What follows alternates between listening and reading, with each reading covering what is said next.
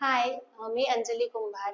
तर माझा मुलगा 8वीला आहे आणि मी काउन्सिलिंगसाठी त्याला एस-एस मेंटॉर्सकडे घेऊन गेलेले.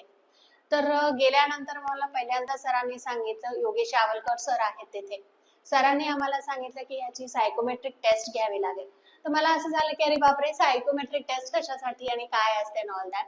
पण नंतर जेव्हा सायकोमेट्रिक टेस्टचे रिझल्ट्स आले, तेव्हा माझ्या लक्षात आलं, की नाही खरंच खूप बरं झालं.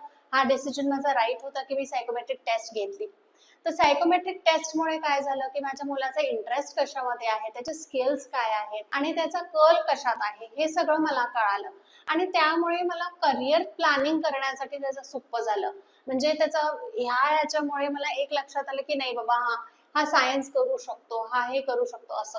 सो ते आम्हाला खूप फार कॉन्फिडन्स वाटला त्याचा.